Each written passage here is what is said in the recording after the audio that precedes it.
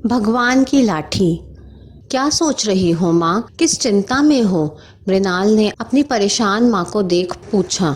कुछ नहीं बेटा, बस नीति की चिंता रहती है, माँ ने कहा। हाँ माँ, वो तो मुझे भी रहती है। मृणाल ने अपनी माँ की हाँ में हाँ मिलाई। इस बदलते जमाने के हिसाब से हमारी नीति कुछ ज्यादा ही शांत और सुशील है। आगे सब कुछ कैसे संभलेगा, यही डर लगा रहता है।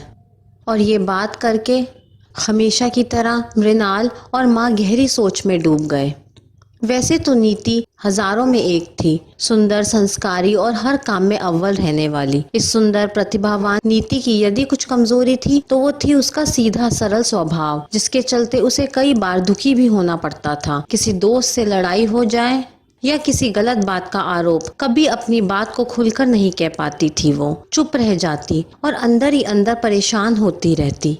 और इसी बात की चिंता नीति की माँ को हर समय परेशान करती रहती थी। और नीति की माँ की चिंता सिर्फ इन छोटी मोटी बातों को लेकर नहीं थी। उन्हें हमेशा लगता था अभी तो नीति अपनों के बीच है, कल को जब शादी के बाद यदि किसी विपरीत परिस्थितियों का सामना करना पड़ेगा तो नीति क्या करेगी?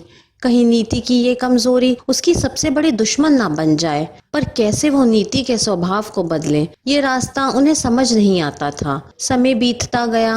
पढ़ाई पूरी कर परिवार की मर्जी के हिसाब से एक अच्छे परिवार में नीति की शादी भी हो गई।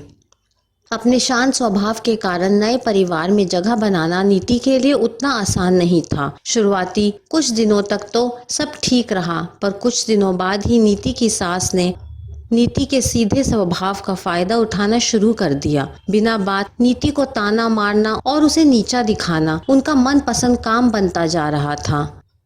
क्या नीति, नमक नहीं डाला सब्जी में? तो खाना बनाना तो तुम्हें आता ही नहीं है। इन छोटी मोटी बातों से नीति को परेशान करने का कोई मौका छोड़ती नहीं थी। और हमेशा की तरह नीति पलटकर कोई उत्तर दे नहीं पाती थी। कभी अकेले में रोती रहती, कभी कोशिश भी करती तो सोचती ये घर के बड़े हैं, उनका सम्मान करना मेरा फर्ज है। और इसी सोच के चलते अपनी कमजोरी से हार जाती वह। और सास के लिए तो ये सब एक मनोरंजन का स्रोत बन गया था। एक दिन चाची सास घर पर आई। नीति ने उनकी अच्छे से आव भगत करी, फिर दोपहर के खाने के लिए भी तैयारी करी। खाने में नीति ने 2 तरह की सब्जी, छोले चावल, बूंदी रायता और सलाद तैयार किया। और जब सास और चाची सास को खाना परोसा तो हमेशा की तरह सास ने कमियां निकालना शुरू कर दिया और चिल्लाते हुए बोली, नीति, आज तो तूने सब्जी में नमक डाला ही नहीं है, कहाँ ध्यान था आज तेरा? नीति कुछ नहीं बोली और चुपचाप जाकर नमक का डब्बा सामने रख दिया और फिर रसोई में जाकर रोटियां सेकने लगी। और दूसरी तरफ सास का बड़बड़ाना खत्म ही नहीं हुआ। 2 टाइम रोटी खानी होती है, वो भी ढंग से नहीं मिलती।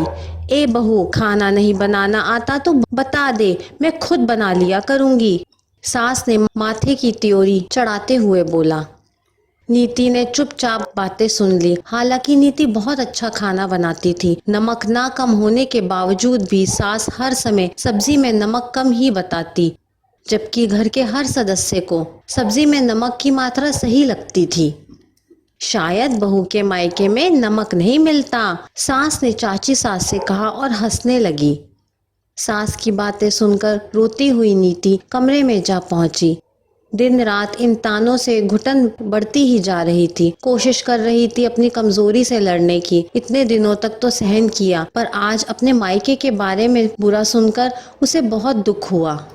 नीति की सास हर बात में टोकती, हमेशा बुरा बोलती और तो और बाहर के लोगों से उसकी शिकायत करती और कहती कि मेरी बहू को तो कुछ आता ही नहीं, हाथ पकड़ पकड़ कर मैं ही सिखा रही हूँ।